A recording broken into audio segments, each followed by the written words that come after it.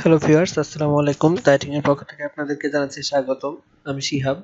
আমরা অ্যাডোবি ফটোশপের বিভিন্ন টুলস নিয়ে আলোচনা করছিলাম। আজকে আমাদের আলোচনায় রয়েছে অ্যাডোবি ফটোশপের চতুর্থ টুলটি সিলেকশন টুল। তো সিলেকশন টুলটি কাজ করে কিভাবে, এর জন্য আমরা একটি লোগো সিলেক্ট করে নিচ্ছি।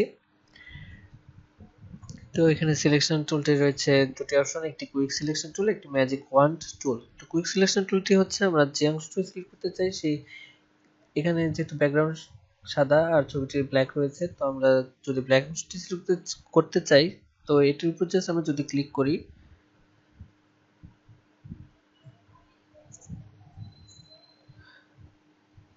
তাহলে আমাদের এই অংশটুকু সিলেক্ট হয়ে গিয়েছে। তো এটি যদি আমরা মুভ করতে চাই তাহলে আমরা এই অংশ থেকে মুভ করতে পারবো।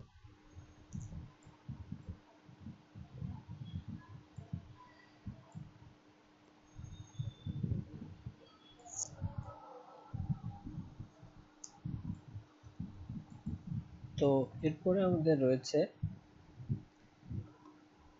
ম্যাজিক ওয়ান টুল। তো ম্যাজিক ওয়ান টুলটি কিভাবে কাজ করে?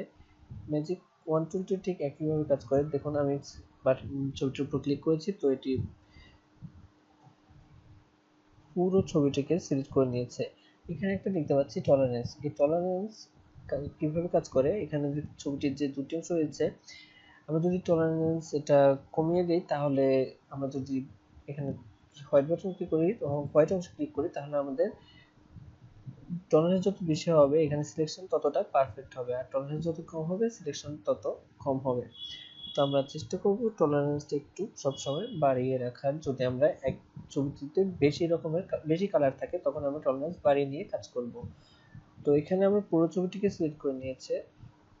তো আমাদের যেহেতু আমাদের পিছের অংশটুকু যদি আনসিলেক্ট করতে চাই, তাহলে সিলেক্ট অপশনে যে ইনভার্স যদি করি, তাহলে আমাদের পিছনের অংশটুকু বাদ হয়ে গেছে। তো আমি এই অংশটুকু সিলেক্ট হয়েছে।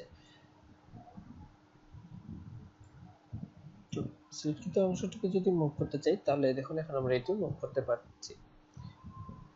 তো আমাদের সিলেকশন টুল এভাবেই কাজ করে। যদি আপনাদের কোথাও বুঝতে অসুবিধা হয়ে থাকে, তাহলে আমাদের ভিডিওতে কমেন্ট করে এখনই জানান, আমরা চেষ্টা করব আপনার প্রশ্নের সমাধান দেওয়ার। আর আমাদের যদি আগের ভিডিও আপনি এখনো দেখে না থাকেন, তাহলে আমাদের দি এডিটিং চ্যানেলে সাবস্ক্রাইব করে ফেলুন এবং আমাদের আগের ভিডিওগুলো সহ এই ভিডিওগুলো দেখুন, এবং আমরা আশা করি আপনারা আমাদের ভিডিওগুলো দেখে উপকৃত হবেন। আর ভিডিওতে যদি এখনো কোনো সমস্যা হয়ে থাকে, তোমরা কমেন্ট করে আমাদের অবশ্যই এখন জানান, আমরা চেষ্টা করব সমাধান দেওয়ার। ধন্যবাদ।